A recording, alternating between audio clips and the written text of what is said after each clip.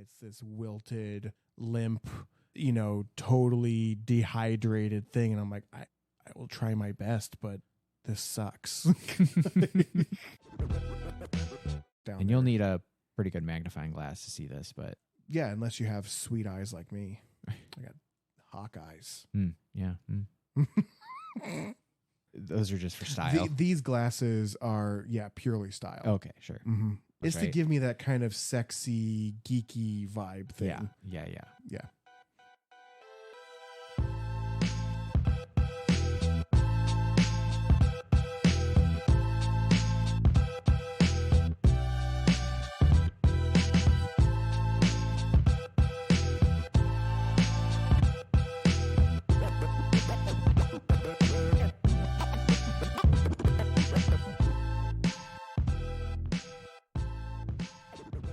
Hello, Take It or Leave It listeners. Welcome back to the Take It or Leave It podcast. I'm Nick Farringdon. This is Ethan Wise. And we are bringing you part 3 of our series on pest management for your garden, around the home, houseplants, landscape, all those things.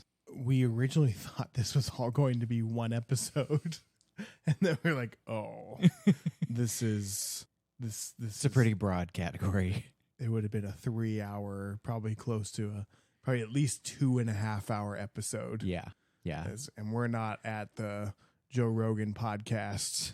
Almost. Almost. Yeah. I mean, anytime, any day. It's a long episode. Yeah. We figured probably people would appreciate a breakdown. Yeah. A little bit of a reprieve. So today's weekly reprieves into this, into all these bombardments of information. But once again, this topic is, and again, we've just covered the stuff that comes up the most as far as pests and diseases in the garden. But this is a topic you and I would deal with responding to questions on weekly, or if not daily in busy season. Working in garden centers, interacting with customers and clients.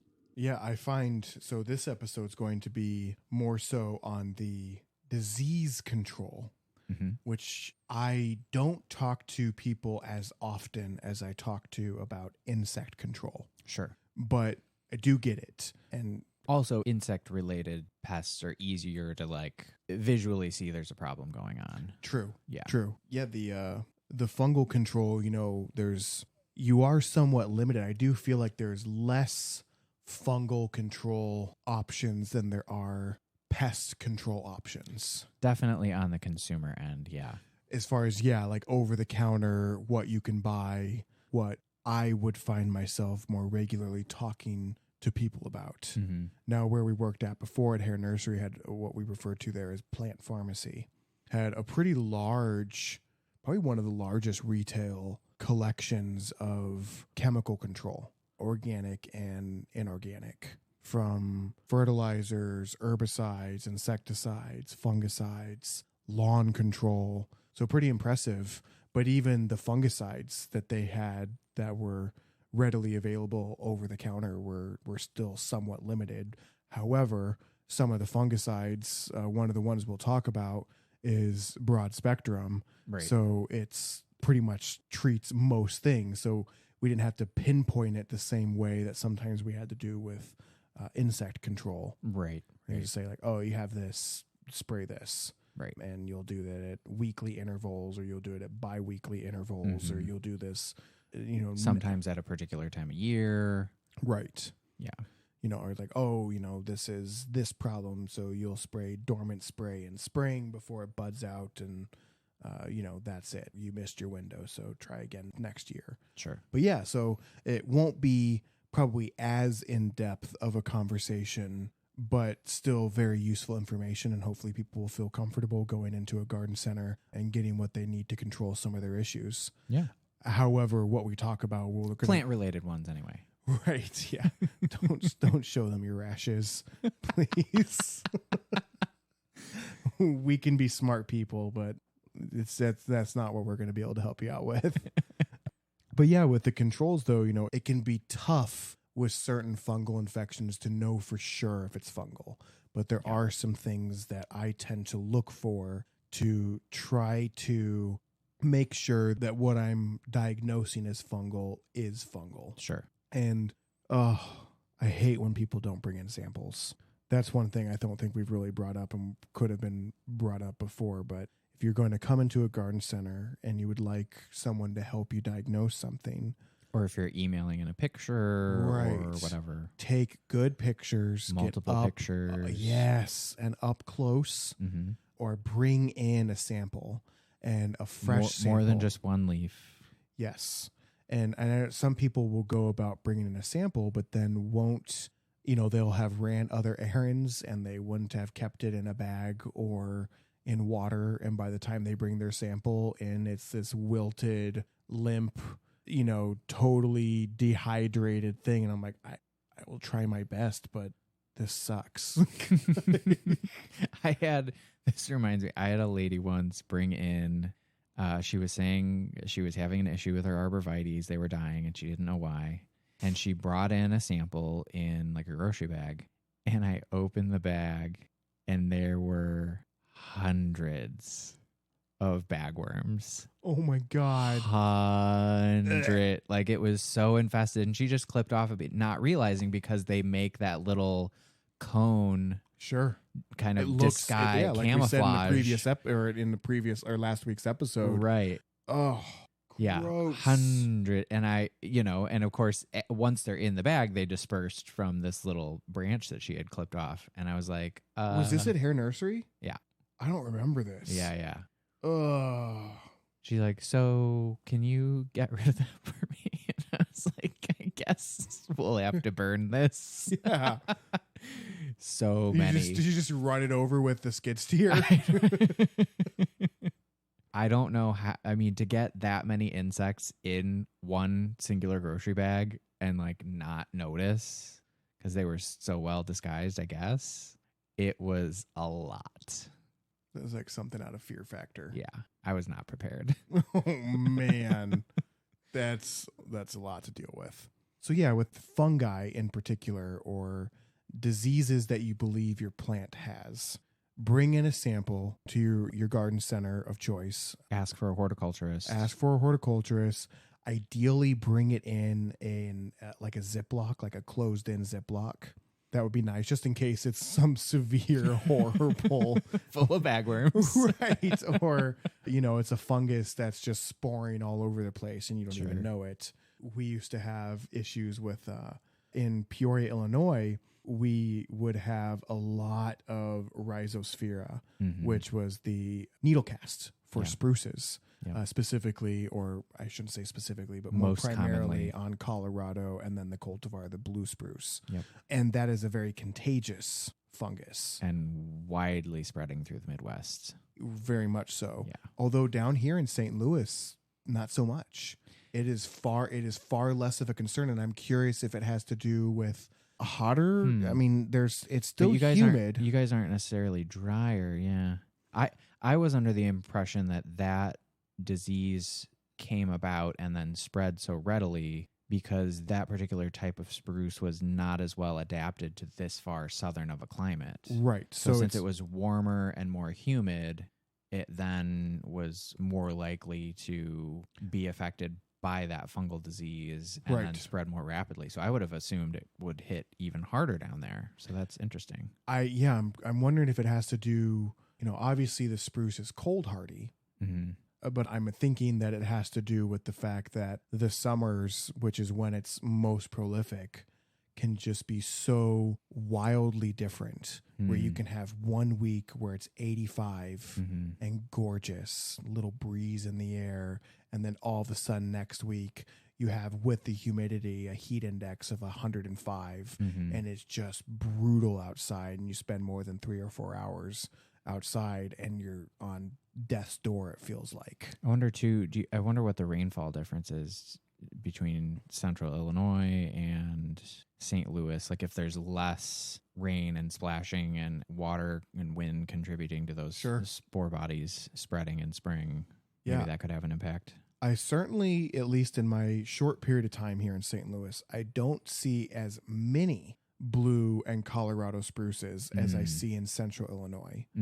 I don't know what that is, and they've maybe definitely been monocropped here a lot. I mean, you see people with a whole row of them down their driveway or in front of their business. Yeah, the Colorado and blue spruce in central Illinois has been very highly utilized. Yeah. But we were just having this conversation a little off topic. Japanese ivory silk lilac trees, same thing. We were just having this conversation, right, where I see them way more here in central Illinois, and not nearly as often as I do in the St. Louis area. Right. They're much more sporadically used, and I don't have as many people asking about them. Even talking with some of my coworkers, it's just not a tree that they're as familiar with, or maybe even have talked about it when they were in hort school. Right. So it's just a very 2.5 hour drive, maybe 2.5, 3 hour drive. And some of the selections of trees are just so dramatically different. And on that note, and speaking of disease prevalence, especially in monocrop trees or trees that are used very commonly and widely in an area, if you're looking to get a new tree, take a look around your neighborhood and see what your neighbors have. Great idea. Get something different. Right. Somehow we have not quite figured out to stop using like the same 5 trees all the time. Right. It happened with Dutch elm disease. It happened with the ash borers and the ash trees. Pears. The ornamental pears, the rhizosphaera in the spruce trees now. The spruce trees. Or even before all in the that, pears. we had pin oaks, that are just garbage trees, in my opinion, with the fungal gall that they get and being weak wooded, or silver maples that are just notoriously weak wooded and get a bajillion helicopters. Sycamores, or what some people would refer to as a gumball tree, with just those also somewhat weak wooded. Messy tree. Anthracnose is the fungal infection that can really You look like you're scratching someone's big beard. Your hand movements right now. It gets the multi-branch. Is it witch's fingers? What's the name for that? Witch's broom. Witch's broom. Yeah, where after years and years and years of incidents of the anthracnose affecting it in spring results in that, right? Where you get that. There's witch's brooms. Yeah, there's witch's brooms that will grow from like kind of a branch disease, ends, and then there's witch's broom that can happen. That's almost like this new plant forming. In fact, that's how we've gotten some cultivars of trees. I think, I could be wrong, I think that the dwarf Alberta spruce and some of the dwarf spruce cultivars started as witch's brooms off of other varieties. Like the dwarf Alberta spruce is bred from the white spruce. Sure. And I think that's how it started, it was a witch's broom. So essentially a mutation that grew off of that. And someone was like, that looks extremely different than the rest of the tree. Sure. And then they took a genetic sample of it, found out that there was some differences, some sort of mutation, found that they were able to stabilize that mutation and propagate it. But yes, other times that witch's broom is caused by a disease or a damage or something that has traumatically affected that tree. Yeah. So yeah, essentially to circle back, if you're looking to get a new tree, your chance of having less of an issue down the road of some sort of disease or pest related problem is going to be much lower if you have some diversity in your selection. Like all the time I see in newer developments, rows and rows and rows down the streets of the ornamental pears, and they're all dying of fire blight, or chunks of them break off in the wind, or if you look at them sideways, they rarely make it past, 15 years old, maybe. I had one right next to the house that one windstorm, half of it broke off. The other windstorm, that's right. I forgot all about that. Yep, the other windstorm, it broke off at the ground. So, yeah, do a little sweep around your neighborhood and pick something a little different if you can. Right, because, something like fire blight on a pear tree, not only is it windborne or can travel by the wind, but also will travel by a bird. Another common way for fire blight to move from tree to tree is even on an ornamental pear, it still produces a fruit. It's a small fruit. It's not an edible fruit to us. And it's very palate. invasive. Right. Another reason. Exactly. but a tree gets infected with fire blight, and it usually works its way from the tip of a branch down. And, an infected branch, a bird might land on it, pick off the fruit, eat it, and then fly to another tree, and they still have that fungal infection on their beak. And then they go and rip off another fruit from an uninfected tree and have passed that fungal infection there. Or if you see some branches dying in your tree that need to be pruned out, and you go and prune a bunch of branches and don't sanitize your pruners with rubbing alcohol between branches, you can inadvertently spread that fire blight all over that tree. And I've seen it kill a pear tree in, a season? Oh, sometimes less. Yeah. Once fire blight makes its way to the central trunk, you're floxed. So it's definitely something to keep an eye out as far as... I agree with you entirely. If you're in the market for a new tree, be aware of your surroundings. Monocultures can always be detrimental. Yep. I mean, I see it too sometimes. You have there's a big shopping center down here in Chesterfield, and all around it are a bunch of crab apples. Mm-hmm. And it's all the same species of crab apple. I'm almost positive it's prairie fire. Sure. By the color of the flower.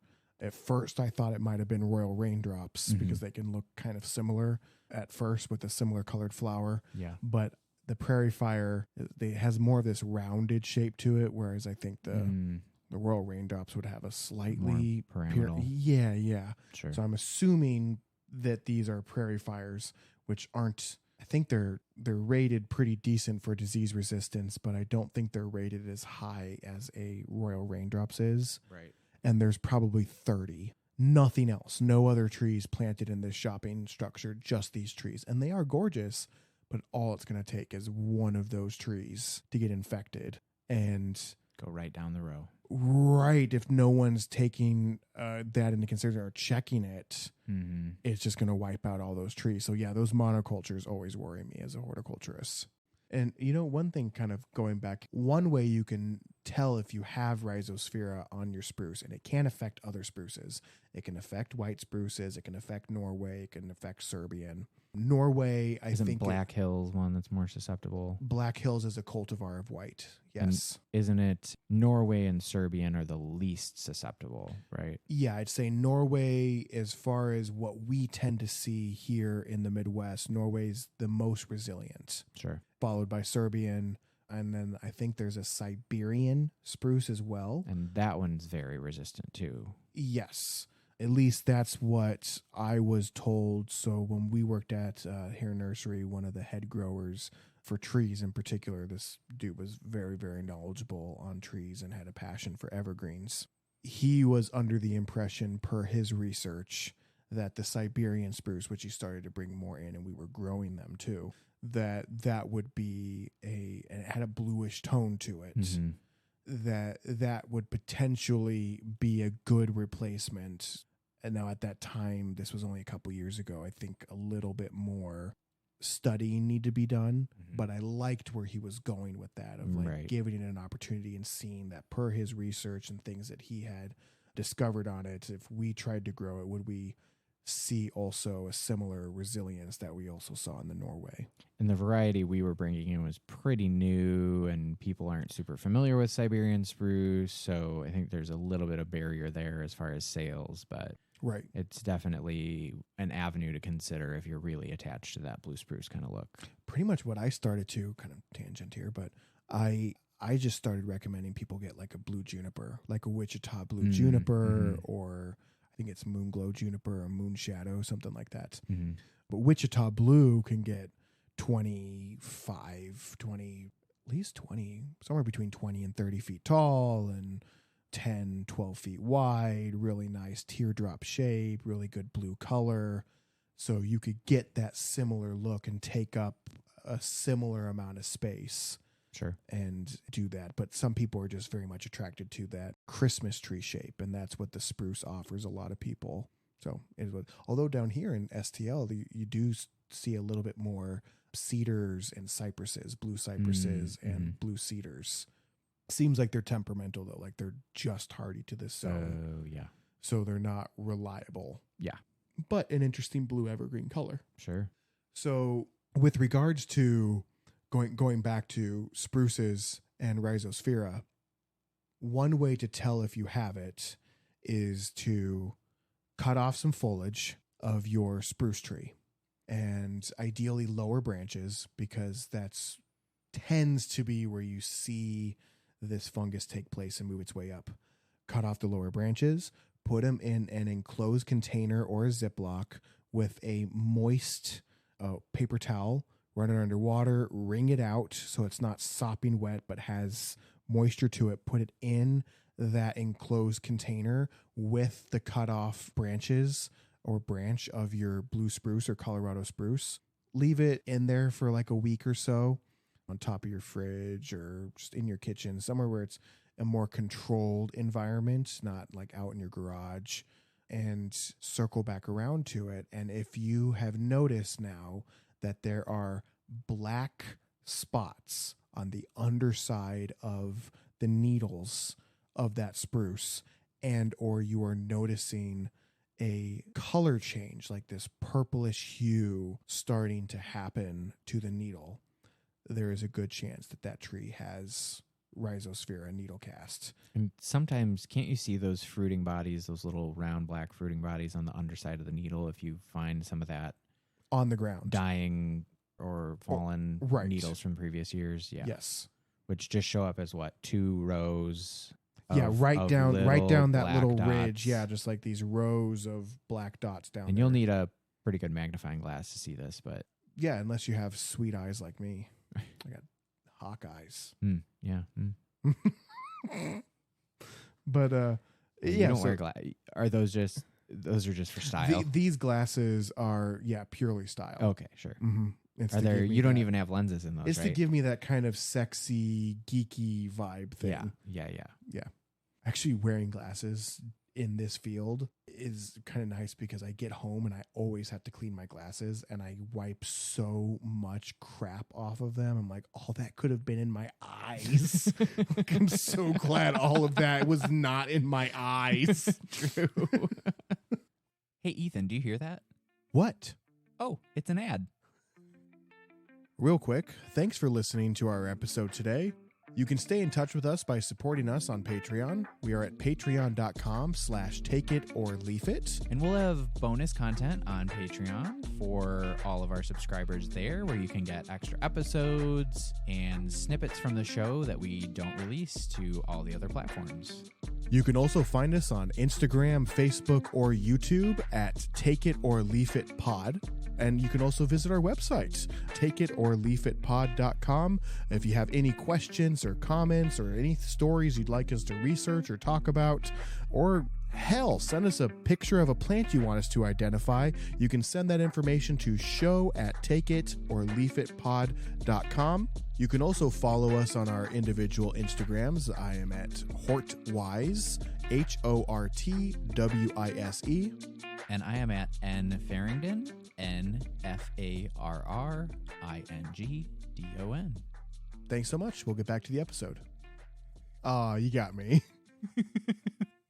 Anyway, so that's my little spurt on understanding that fungal infection.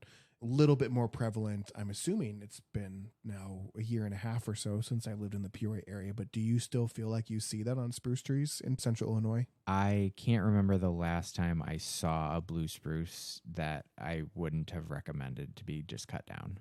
They certainly were in that top tier of trees for us up in that area that were being removed. You had your ash tree and you had your spruce tree, pear tree. Those were all extremely common removed trees. Yeah. Spruces were certainly up on that list. Yeah, I couldn't tell you the last time I saw one that looked good. Wow.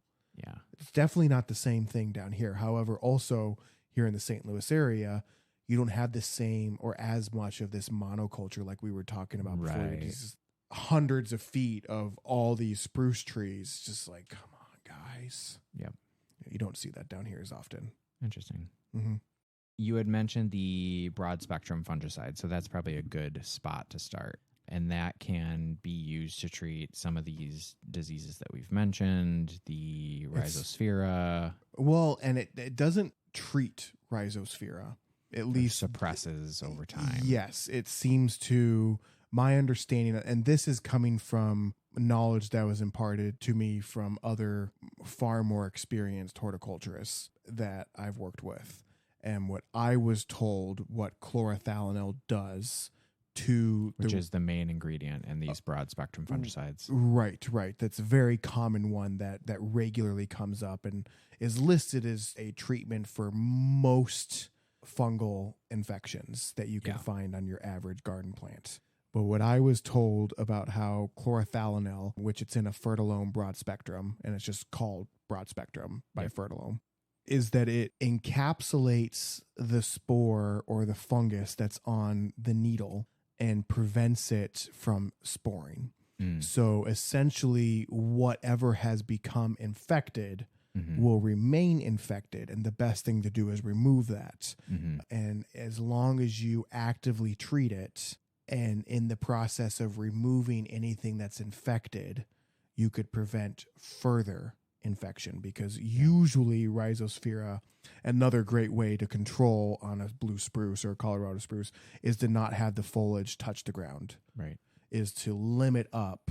And usually by the point that people are seeing that there's an issue with those lower branches thinning, which is a classic sign of that needle cast disease, usually by that point you've already lost those lower branches and it's spreading higher up the tree. Absolutely. Spruces, unlike pines, they, for the most part, once they have lost their needles, especially on the older growth, they don't come back. Right. The only way that they're going to produce new growth again is on the tips of those branches.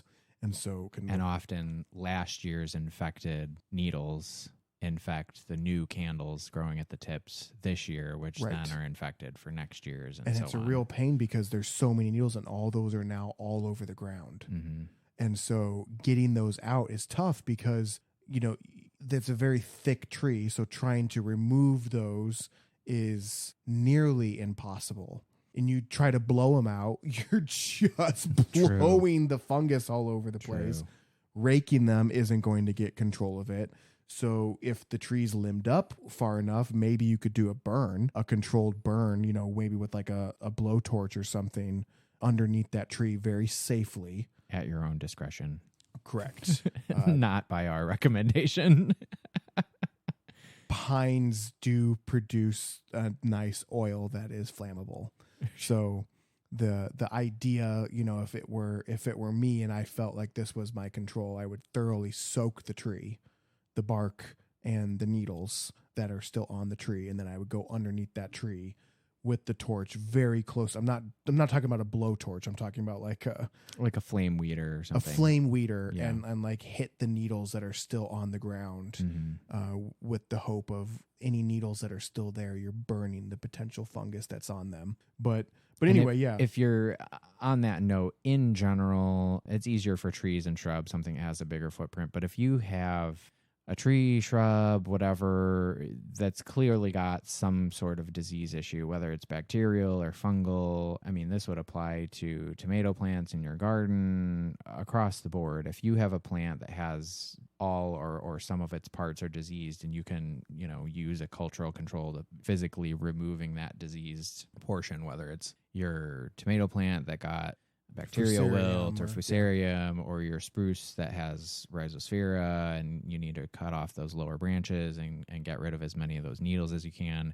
The best practice is to, remove those dead portions or diseased portions and get rid of all those needles or the leaves or whatever that have fallen, and either throw them away or burn them, because don't throw them in your compost pile. Yeah, if you put them in your compost pile, you're just going to spread it around. But yeah, so I guess, with the needle cast, since we are kind of on that with chlorothalonil, limb up your spruce tree as far as a preventative measure. That allows better airflow, because that's really what's happening is you have this very thick, full tree that's got foliage all the way down to the ground, and you have a wet spring. You just have this perfect dark and damp incubating and moist chamber in there, right? So if you limb that up, 2-3 feet, then you're allowing for much better airflow, reducing the likelihood of fungus.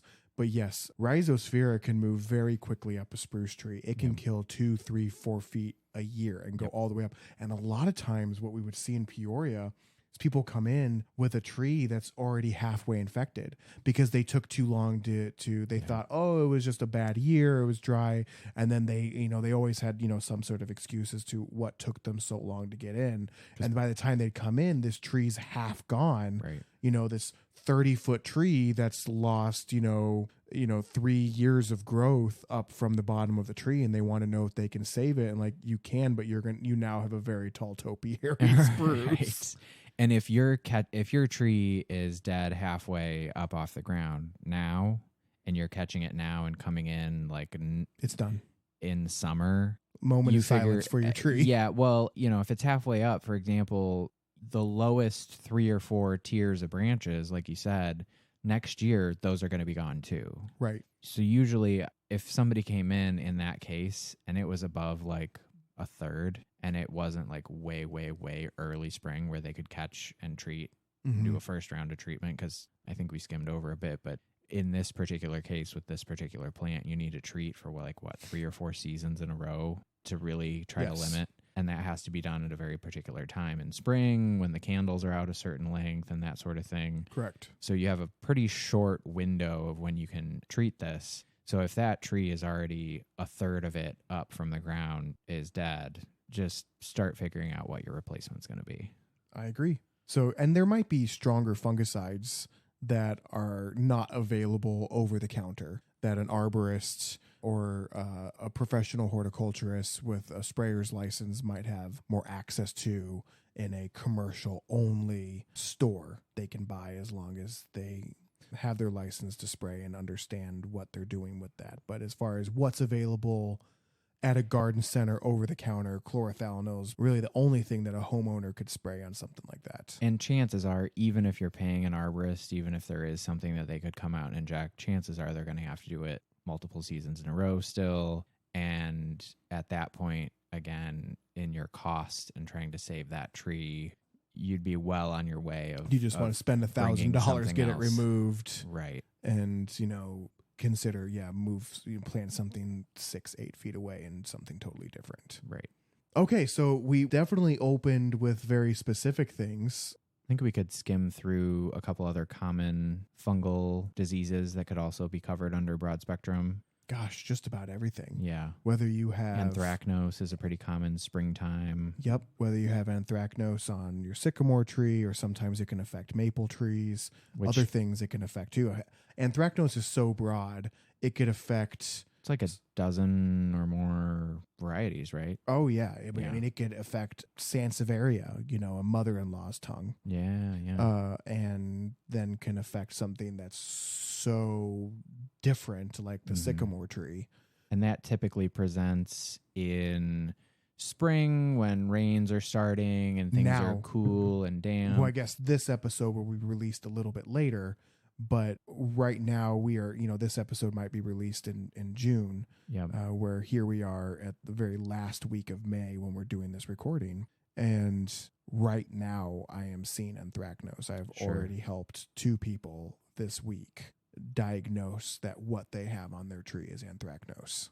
And those cooler spring, early summer temps combined with more frequent rains, cloudier days, that all kind of creates a good environment for this particular fungal disease, which presents usually on the newer growth or on the new leaves from this season on like a deciduous tree, for example, that aren't fully grown all the way out necessarily. They tend to get blackening of the margins or dark brown. It's very common, does start to work its way in from the margins of the leaf. Sometimes you get like a nasty dark or blackish patch in the center. Yeah. But usually starting in from the margins. And it just looks disgusting. And it's typically more of a cosmetic issue unless the tree has other significant health issues going on, right? But then a lot of times once that progresses further as spring goes on, that's when you can start to see some leaf drop. Yes. Which then typically, like say on a maple, for example, as the season goes on, that tree will then push out newer leaves. And once the tree has pushed out those newer leaves, the ideal conditions for that fungus to thrive have passed. Like if you're getting into summer. I just had the exact conversation with someone with regards to anthracnose. Right. Was here we are like, it's you're not going to be dealing with this for much longer. Your tree's going to look thin after it drops all the infected foliage. And then after, it's going to push out new growth. The summer temperatures are not going to be hospitable to this fungus, and you're good.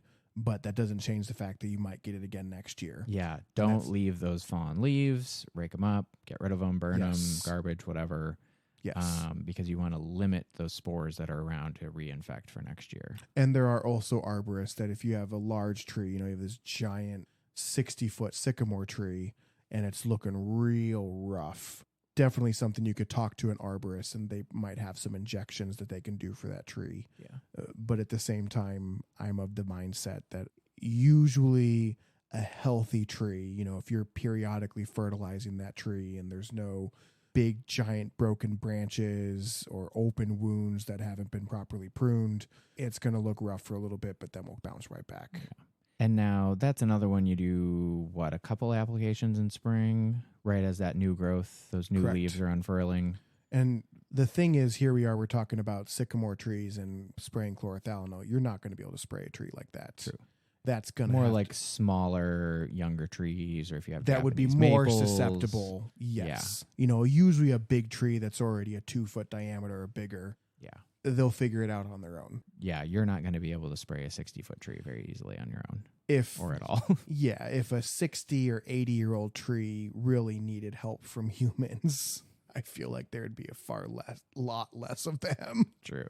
They're pretty good at taking care of their own baggage. So that's anthracnose for you, and you'll see it affecting other things, but that would be one of those things where if you're noticing these brown lesions, fungal infections moving their way in the late spring time period, at least here in the Midwest, you can grab a couple of those leaves, ideally ones that have freshly fallen off of the tree, put those in a Ziploc bag or an enclosed container, and bring those to your garden center, and hopefully a horticulturist would be able to identify that for you and walk you through close to what we have spoken to you about. If it's a large tree, you're probably okay. If it's a small shrub, you can use a spray like chlorothalonil, or even use, if the place that you're going to only sells organic, you could try copper fungicide. Yep. And copper fungicide is a commonly used organic fungicide, but it is something... Or for organic use. Sometimes they're not explicitly organic or Good point. Or OMRI listed organic. Sure. But for natural. Organic It's use. a natural occurring thing that you can use. But with copper fungicide, you do need to be cautious because copper can be toxic to plants. It's a nutrient that plants need in parts per million, so very small doses. And in the soil, it's pretty immobile, so a little bit goes a long way. It'll stay in that spot for a long period of time, allowing that plant to pull what it needs. So now here you are applying it to the plant. So if you are going to buy it concentrate, you need to be extremely diligent about mixing it. I highly recommend just buying it at a store ready to use. Sure. Like a hose end sprayer that you just screw that bottle right onto your hose. Right, or just a pump sprayer. Yeah. And definitely don't use it more than once a week. Right. 7 to 10 day intervals while the problem persists, and then stop. And some of these chemicals that we've mentioned or are going to mention will have different application intervals depending on the time of year, the type of plant, and so on. So definitely pay close attention to those labels. You don't want to just say, hey, I have this problem. I'm going to spray this plant 3 times a week until it goes away, because you can definitely overdo. Sometimes by the time you see the symptom, the spores are already done. They've already spored. The fruiting bodies of that fungus are no longer controllable. You spraying the damage isn't controlling the problem. Right. So yes, there are definitely, and there's so many different things to be aware of. So get your fungal infection identified, talk to a horticulturist. Like you just said, make sure you're spraying it at the right time. There's sometimes when it's too late. Right. Like cedar apple rust, if you miss the window to spray for that, you might as well just wait until next season and try again. Sure. If it's June or July and you're noticing this problem on your plant and it's identified as rust, you've missed your spring application. to treat that fruiting body with something like a dormant spray or something like that. And again, several of these can take multiple seasons to kind of suppress that issue that's going on. Absolutely. Yeah. But yeah, chlorothalonil is definitely, the most broad spectrum, hence why Fertilome just lists it as Fertilome broad spectrum. And that'll be something that you can use to treat black spot on roses or just black spot in general. You could use it to even treat botrytis, which is that kind of whitish fungus. Kind of molding on new buds, flower buds. Yes. You see it on roses. You see it on tropical hibiscus. All sorts of things like that. Yep. And to help treat a number of different issues. One thing I think is worth noting, too, that with broad spectrum fungicides like chlorothalonil, or another one is myclobutanil, is another commonly referred to one. Those are non-selective fungicides. Also something to be considerate of is that there are beneficial fungi. And when you spray these, and if you are spraying the ground with them, there are some systemic fungicides that you can use to spray around the soil of your plant. You are not only potentially killing the negative fungus, but you are also killing any beneficial fungus that is in the soil. Like beneficial mycorrhiza that's in the soil, which that'll be a whole topic we'll have to cover later. Sure. So just like insecticides, in your attempt to eradicate or control a negative, you very well, if not done properly, or just purely because there's no way to prevent it, you could also be damaging a beneficial. So just always go into that knowing, and weighing your options as far as, is this something, like anthracnose, where we were just talking about, do I just kind of let it do its course? I do my cultural control the best that I can by removing infected branches or portions of the plant or fallen leaves, and then just kind of let nature do its course, or run its course, I should say. Yeah. And so a couple other fungal issues that we see come up pretty often, and these both can affect trees, they can affect veggies in your garden. Those are verticillium and fusarium. Fusarium, I feel like if I see it, it's usually affecting something in someone's garden, like tomatoes or something else that's related to tomatoes. Potatoes. Like, right. Maybe even eggplant or something else that's in that nightshade, or bell pepper. But I feel like more often than not, it's affecting a tomato plant. Sure. And man, it can be ugly on that tomato plant. Sometimes when it's that bad, you just got to get rid of the damn tomato. And usually that presents as a pretty distinct half of the plant body getting necrotic and dying. Oh, yeah, turning yellow and curling over, and looks real bad. Yeah. And it's tough because it can be in the soil. Right. And I do believe that chlorothalonil is listed as treating that. Hold, please. And that's a good reason, again, why you want to rotate around where you're planting your veggies in your garden year to year. Because if you're always planting your tomatoes in the same place, you're always planting your potatoes in the same place, so on. Anything that can pick up that disease, if you're always putting it in the same spot in the soil, that can be, if you end up with an issue like fusarium in the soil, you can end up kind of reinfecting year to year those types of plants if they're always in that same spot. This is, maybe chlorothalonil isn't listed as being a treat. I knew that it wasn't something that I would highly recommend. I usually just recommended removing the plants if I ever noticed it, and not planting tomatoes again in the same area. So yeah, this is for fusarium wilt, this is taken directly from IPM, which is integratedpestmanagement.edu. Okay. So this is exactly what everything that it's they their do. thing. Right. This is directly from their website. In general, fusarium wilt diseases are best controlled by using resistant or tolerant cultivars, not by using soil-applied fungicides. Liming soils and using nitrate nitrogen fertilizer have been effective for management of Fusarium oxysporum on chrysanthemum, aster, gladiolus, cucumber, tomato, and watermelon. Interesting. That's interesting about the nitrate-based nitrogen fertilizers, not using something oh shoot, what's the one that's this highly flammable gas? Ammonia. Thank you.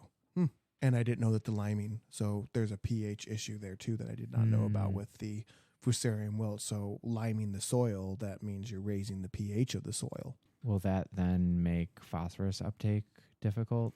It can. So there's probably this fine line as far as how far you can go, or you will just hit them with a bloom booster. Yeah. Or maybe even do like a foliar phosphorus application. If you dilute, like a liquid fertilizer or an organic liquid fertilizer that has a little bit higher phosphorus count in that, and you dilute it just enough, and you can maybe do a foliar application of that plant and get it phosphorus that way if you have to lime the soils and you're concerned about that. And when they're mentioning the Fusarium resistant cultivars, that's pretty common to see in a lot of hybrid tomatoes, for example. Yes. You'll see big boy tomato parentheses F1 or V1. They'll have these different indicators that are usually an indicator of either some sort of Fusarium resistance or verticillium resistance and so on. And so that's what some of those... Just like with basil saying DMR after some of the cultivar names, that's downy mildew resistant cultivar of basil. Exactly. And so... Oh, go ahead. Oh, and then I was saying then with the verticillium, or is that what you were just getting ready to move on to? Yep, exactly. Gotcha. Okay. So with verticillium, there isn't anything you can do. And it's for the most part, same with Fusarium. It's one of those things. It's a colony underground, and best case scenario, you make that area of the ground inhospitable to the best of your ability to that fungus through cultural application, removing what it wants to feed on, or like what IPM was just saying here, liming the soil, creating something for that, so that fungal colony just kind of moves on, because they can move. Yeah. And as a preventative, a lot of times I'd recommend with tomatoes, mulch at the base to prevent that soil from being able to splash up on the lower leaves of the plant when you're watering or when it rains. That makes sense. Some people prune up their tomato plants to remove those lower branches. I do. Yeah, I know that was kind of a debated topic on, does that then open up weakened areas that could be an inlet for some of those soil-borne diseases? I don't know what your thoughts are on that, but I usually, as long as it was a clean pruner, it was less for the potential of it splashing up from the ground and more for allowing more energy to go into the top portion of that plant where I'm going to get the best into more harvest. Of those fruiting branches. Right. And allowing for a sturdier stem to be created instead of wasting energy on these lower branches that aren't going to do anything for me as far as harvesting goes. Yeah. But yes, also kind of thinking of reducing, airing out the plant, and less branches for splashing to happen, and then spores to. Right. At least I thought I was doing and then something. Adding that mulch barrier. Yeah, that's smart.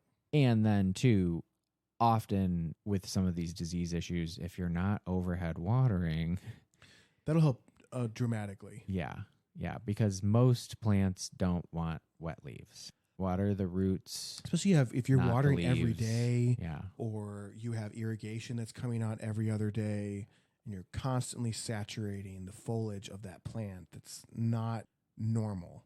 Yeah, pop-up sprinklers are for turf grass.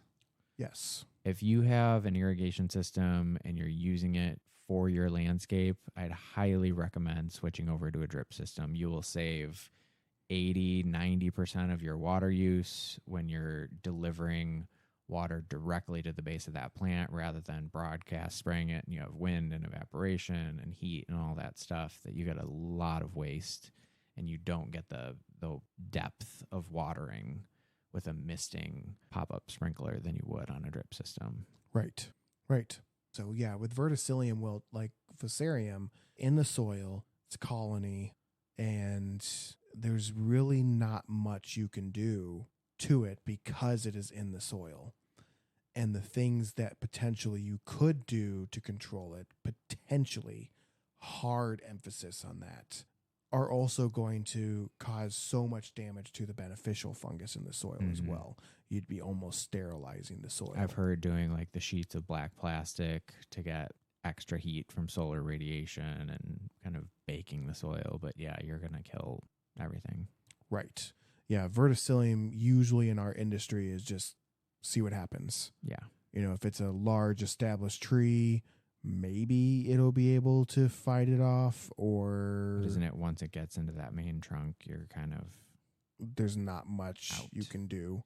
And that will present in a tree if you cut off a branch, like a dead or dying branch, and you cut it lengthwise with a knife. Kind of like you're cutting a carrot or something. Yeah, like if you're peeling a carrot. Yep. With a knife.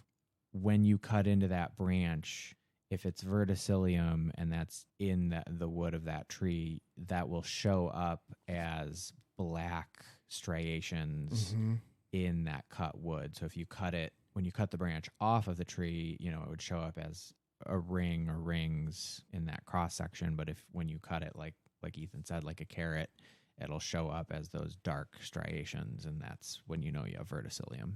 And also can show itself in irregular yellow large patches that might be dying.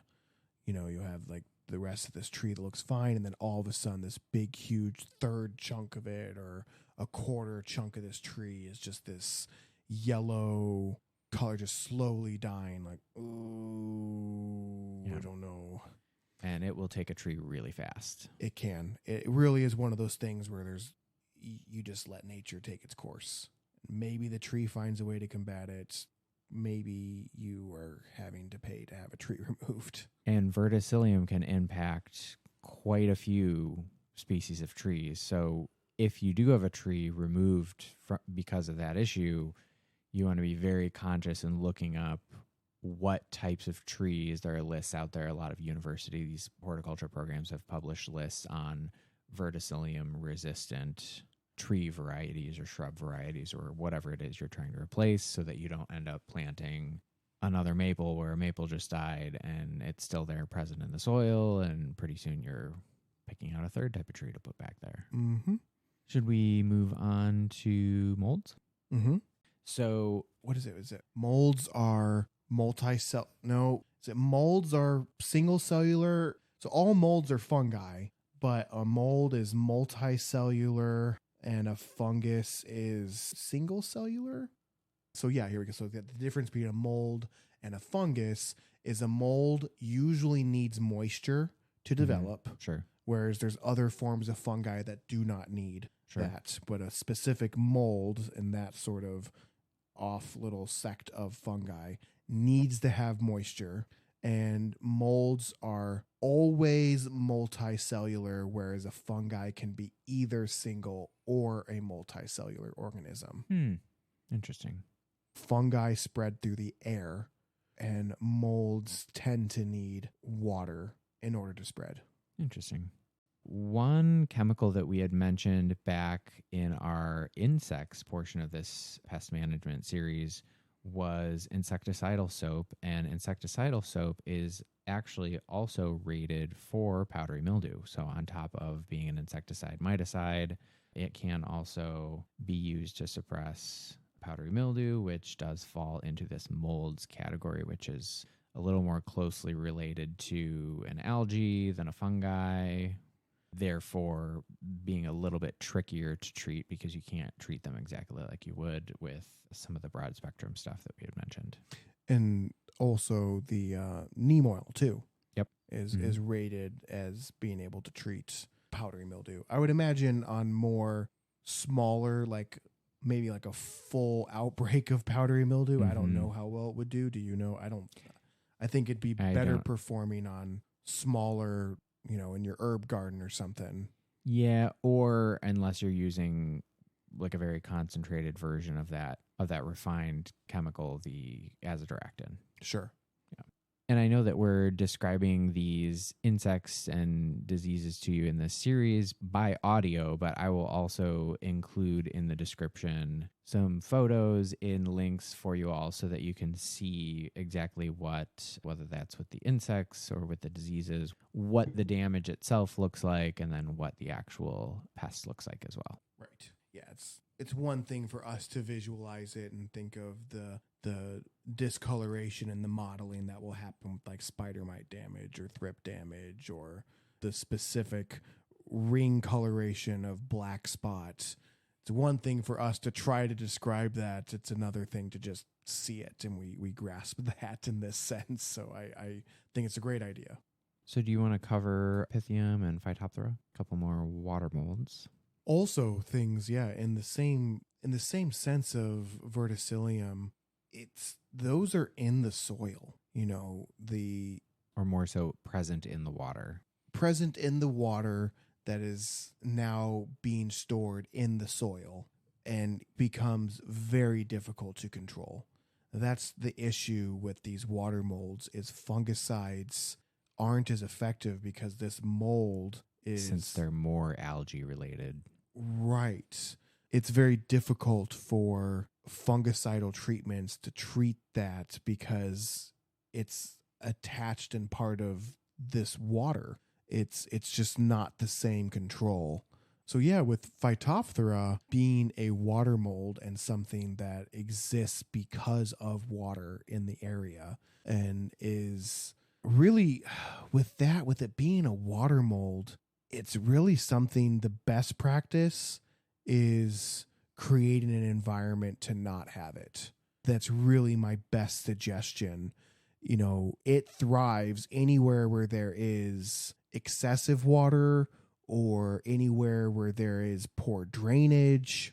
So having well-drained soils and being more meticulous about your water, especially if it's in an area where you are concerned about poor drainage, not watering blindly every day is one way to do it. Or when you are watering, do it in the morning so that plant has time to, while the sun is present, to utilize that water, as opposed to watering in the evening when the plant isn't photosynthesizing as much, therefore it's not using as much water, so the soil is staying moist for longer and nothing's happening to that moisture in the soil. So watering in the morning or late morning, very early afternoon would be more ideal, and making sure that you have good drained soil is really the best plan of attack towards preventing something like Phytophthora or something like Pythium blight or Pythium wilt, is to just create that sort of environment for the plant. Once you have it, there are some treatments you can use. There are some fungicides that you can use in the area, but they will, just like we've previously said, are also going to kill any beneficial fungus that is in the area. And sometimes those beneficial fungi and the symbiotic relations that they have with the plant can offer a sort of resistance or boost the resilience of that plant's immune system to fight off the negative disease. So sometimes your interaction might not do anything other than kill something that's already happening that we can't see, as far as a beneficial goes, doing its own job. And on the note of Phytophthora, that causes a lot of crown rot or root rot. Yes. Those types of things, whereas Pythium... Which is rotting the plant at the base of the plant, where that central nervous system of roots is coming from, right? Where they're at the base of the rootstock, and the scion is usually what's referred to there as the crown rot. And then Pythium, that can affect the roots and also cause stem rots and foliar blights. And again, I'll attach, we have an article here. This is from Greenhouse Mag titled Minding Water Molds. I'll put that in the link as well. And usually another thing, by the time you may even notice that your plant has something like Phytophthora is in summer. And by the time that's happening, the plant has already been likely infected for a while. But because there was more moisture in the soil, the plant was able to likely produce more roots. But then once summer kicks in and it's harder for that plant to root itself, just because it's just trying to survive, it's just so dang hot, that usually by summer, an infected plant will start to show the signs of the disease because it doesn't have enough of a strong root system left to also deal with surviving the high summer temperatures. So that's when you usually start to see the decline, where you have this yellowing or browning necrotic plant and it's curling. That's usually the plant's already been infected for months. You just didn't quite realize that, just because there was still enough healthy root system with the moist soil. So yeah, that's another problem too. And by that time, it's too late. I wish we had more uplifting advice to give people for something like this, but it really is just once you have it, it's a very tough thing to control, and you almost just have to deal with the fact that you have it and remove those plants, and hopefully some of your other plants don't get it. I think it's a good practice if you have a large enough space to put tomatoes on opposite corners, so that you don't lose a whole crop or something. Plant things also that, won't get infected with similar diseases that tomato can, like potatoes, and don't plant potatoes next to any of your tomato plants, and things like that will help reduce the likelihood of diseases. And if they do happen, not wiping out your whole crop. Right. I'm going to read a little clip here from this Greenhouse Mag article. I thought this was an interesting thing that I have a little story about. So this is specific to Phytophthora, and again, they're saying obviously species that can cause root rot, crown rot, and aerial blights, as we said, sometimes all three. And then it says, in general, plants with mild root rot produce smaller than normal foliage. Roots and crowns of the plants may reveal dead feeder roots and dark streaks up the stems. Those plants with severe root rot often exhibit stunting of the entire plant. Foliage usually appears wilted, and leaves are smaller than normal. And then this is the bit I found very interesting. Petunias and calibrachoas, very common plants used in container plantings, landscapes. Petunias and calibrachoas in particular often appear to be suffering from iron chlorosis. Mm-hmm. And when I read that, I was thinking back to one of the previous greenhouses I worked at that loved their annuals, and petunias and calibrachoas were a huge crop for them that they would mostly were bringing in. And right around the peak heat of summer, end of June, early July, those would all start looking really rough and chlorotic, but they were also getting watered like 3 times a day. Yeah, so they were suffering. So they were just getting ravaged by Phytophthora. Yeah. And here they were being juiced up by petunia feed or whatever, something high iron to try to adjust that chlorosis. And it was just from, like you said, the overly wet conditions in stressful growing environment. They're not uptaking water as quick. That growing media is sitting there wet, getting watered 3 times a day. And that explains it. The stunting of the leaves, the whole thing. Yeah. One also thing to kind of offers clarity. So as we were talking about with the wilt, Fusarium wilt, and I had listed that liming the soil or raising the alkalinity or pH of the soil can help control Fusarium wilt. The opposite is listed for controlling Phytophthora, and where one of the recommended things that you can use as a cultural method is to use sulfuric fertilizers that'll dramatically lower the pH of the soil below 5, and that can create an environment that the Phytophthora cannot thrive in. Yeah. Or anything else. Essentially you'd have to use high nitrous fertilizers or using sulfuric fertilizers to lower the pH as fast as possible. Yeah. And try to maintain that for, I would imagine, a couple of weeks. And then you can hope that the Phytophthora is gone, and now you can try to bring back your severely stressed out plant that just went from fighting a massive fungal infection to having its pH dramatically lowered. And this is likely in summer. So shouldn't be any issues getting that plant back to health. If there's one thing I really enjoy, it's getting COVID and then getting food sickness and then going right back to work. And then being dipped in acid. Right, then being dipped. If there's one thing I love, it's gouging an eye out right before I pull my teeth and then decide to have Heath ice cream.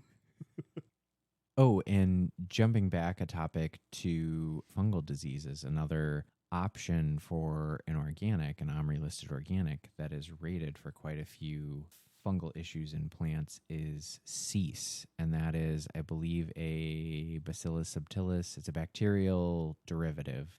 And that is used because it's derived from that bacteria, allows it to be something that can be listed as OMRI organic for organic use.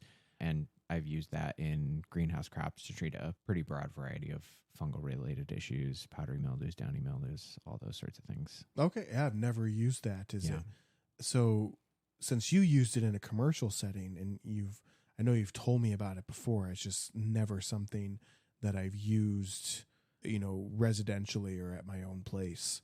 So with that, is it something you can buy on a residential level? I don't know if I've ever seen cease in a store. What's the active ingredient? You said it's a type of bacillus. You did say that. I believe you can purchase it online because it's just a derivative of that type of bacteria. Doesn't have a restricted use or anything like that. Okay. But I think I've only seen it in like gallon or bigger sizes, which is a lot for the average person. Gallon, like concentrate? Yeah. Wow. Yeah. Which, considering it's a gallon and it's concentrated, I want to say the last time I bought some, it was 80 or 90 for a gallon, which is, as far as concentrated pesticides go, that's on the cheap end. Okay. So it's definitely out there. You'd probably find it on Amazon or some kind of online horticulture specific retailer. Okay. So if you were going to find it, you'd likely have to go to a very specific store. Is that what you're saying? Yeah, chances are to find it in a retail setting, you'd pretty much have to do online. Okay, yeah. So cease, like I said before, just not something I'm as familiar with. So good information to have. It sounds like something that you might have to search for, though, in order to find it. And how do you spell cease, or will you just have that in the linked descriptions? It's CEASE. CEASE. Okay. And that's from a company called BioWorks. Again, they're not a sponsor, but they make quite a range of plant pest related treatment options that usually fall kind of in that more natural or organic range. One thing worth mentioning, too, since you bring it up, as we talked about Phytophthora, and you said iron chlorosis. I don't think we touched base on iron chlorosis. Iron chlorosis is sometimes referred to as a disease. I know it doesn't quite fit into what we're talking about here with fungi and eventually bacteria, but chlorosis is sometimes referred to as a disease. And it really is more often than not, categorized as a nutrient deficiency or symptoms of the plant thriving in a pH that is not suitable for it. Overall, as the broad interpretation of what chlorosis means in a plant, it's just the yellowing between the veins of the foliage. I think, just to clarify, chlorosis is a symptom that can be caused by a disease, but in what we were referring to with the petunias, we were talking about iron chlorosis being caused by a nutrient deficiency. Right.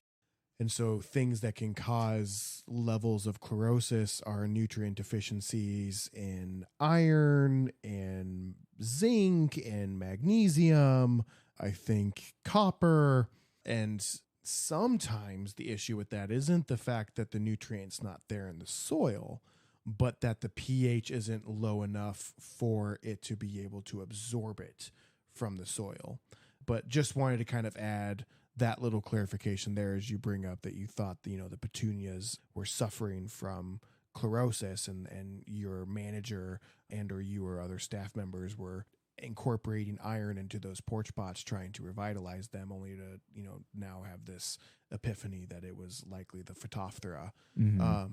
But anyway, just kind of wanted to, in case anyone listening was not aware of what iron chlorosis was. Yeah, definitely. Just kind of explaining that. And the reason why we're not incorporating it into this episode is because it doesn't really line up with, like I said before, it being a fungus or a bacteria or a virus, but sometimes is referred to as a disease. So jumping back to cease, I pulled up their website on BioWorks, and I wanted to read this snippet from them. Also, our next topic that we'll get into here briefly is bacterial diseases, and I was remembering that cease was rated for those as well, so I'm going to read this because it also covers some of the water molds that we mentioned. So when used as a soil drench, cease enhances germination and plant growth by suppressing diseases caused by rhizotonia, pythium, fusarium, and phytophthora. Probably most effective is do you think if it's incorporated in the soil prior to planting, or is this listed strictly as a control as far as instead of a preventative in this situation? I would often use it as a preventative because as long as we weren't spraying anything that would be, if we hadn't inoculated with mycorrhiza or something that the fungicidal action of this was going to affect. But I would use it as a preventative sometimes. Which I could see in like annual situation, because you don't necessarily need in that small pot with how often you're fertilizing. You don't need a beneficial mycorrhizal growth to get those plants going and ready for sale. Right. Or even in small vegetables. I did test out some inoculation like that, more for the improved drought tolerance in case we had any fluctuations between waterings. So if we did use any of this after something like that had already been established, it was very sparingly. Yeah. Okay. And then, so essentially, they're also promoting this as, in their words, the perfect biological alternative to synthetic chemicals and coppers. So, controls disease using multi-site modes of action for effective resistance management, can be sprayed up to and on the day of harvest, improves resistance to diseases by increasing plants' natural production of protective enzymes, performance equal to copper-based products without the associated phytotoxicity. So like Ethan had mentioned with some of the copper fungicides, this you would avoid that because it is not a copper-based product. It is safe for beneficial insects and predatory mites. So yeah, interesting there that it is listed for fungal, bacterial, and some of those water molds that we had talked about. Gotcha. Okay. And so interesting. Were you going to jump back into a little more on bacterial? Blights, wilts? Yeah, and also similar to what it's kind of been the running theme for quite a while now. With bacterial infections on leaves, not a lot you can do about those. It's usually generally listed on whatever reputable source that you are using that bacterial infections kind of have to run their course. There's not a whole lot of things you can use. The best thing to do is to plant preventatively, to also provide moisture to the plant when needed, to not over apply moisture, to have appropriate quantities of fertilizer in the soil, to have healthy soil that has a good microbial life with beneficial fungus in the soil. All those things are what's going to help your plant combat diseases of any kind. And that's because it's just got a healthy immune system, just like us. No different there. You take care of your body, you on average can be less prone to illnesses and sicknesses if you take vitamins and you have a healthy environment. It's the same thing for plants. So generally where you won't find many controls for bacterial infections, unfortunately, outside of making the soil healthy, practicing crop rotation so you don't have the same things always in the same spot every single year. Those are really the best things that you can do for bacterial infections. There's really not a whole lot I can add to that, and planting bacterial resistant cultivars of whatever you were trying to plant. Anything you can add to that? Interesting. Cease also controls bacterial diseases such as Pseudomonas, Erwinia, and Xanthomonas. I don't know bacterial infections enough to know botanicals Oh. or Latins. I think Erwinia is the one you can get it in philodendrons. I had an issue with it when I got those Birkins in from Florida early on in COVID. Mm-hmm. They started getting it.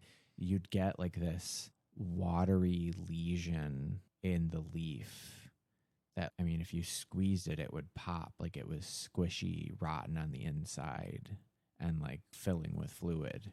And when that would break open, or when the leaf would just naturally like kind of rot off as it spread to the stem of the leaf, it had like a really kind of nasty smell to it. I know some people would, I think I saw it described as kind of a fishy smell. I don't know if I would call this quite that, but yeah, you'd get like these big watery lesions that would start in the leaf and it would rot off at the stem. Gross. Yeah, I do feel like particularly in like a veggie garden setting, for example, with some of these bacterial diseases, often it seems like by the time you catch it, it's pretty well spread through the plant. And at that point, your best option is kind of cultural control. And like you said, get rid of that plant. And remove infected areas that you can see, cleaning your pruners in between cuts, making sure the plant is as healthy as it can be. You know, that's really all you can do. Well, with that, I know we've covered a lot in this series on pest management for your plants. As always, if you guys have questions on any of the things that we'd covered, definitely send us an email at show@takeititorleafitpod.com. Visit our website at takeititorleafitpod.com. And I will, again, post some links with photos more specific to some of these different insects and diseases that we've covered in this series, just so that you all can have a visual if you're interested in pulling some of those up. I think it'll very much help a lot of people. Yeah, definitely. And with that, I think we'll close out today's episode. In addition to the show email, you can find us on Patreon at patreon.com/takeititorleafit, Facebook, Instagram, and YouTube at takeititorleafitpod. In addition to that show email, you can also find all of our links on our website at takeititorleafitpod.com. All of our social medias are in there. My Instagram and Facebook are at nfarringdon, and Ethan is on Facebook at ehortwise and on Instagram at hortwise. Please give us a subscribe on Patreon so that Ethan and I can continue to keep the show going and buy our gummy vitamins every week. And with that, I'm Nick Farringdon. And I'm Ethan Wise. And this has been the Take It or Leave It podcast. Photosynthesize. Nope. No. I will not accept that. See you guys next week. Yep. Toodles.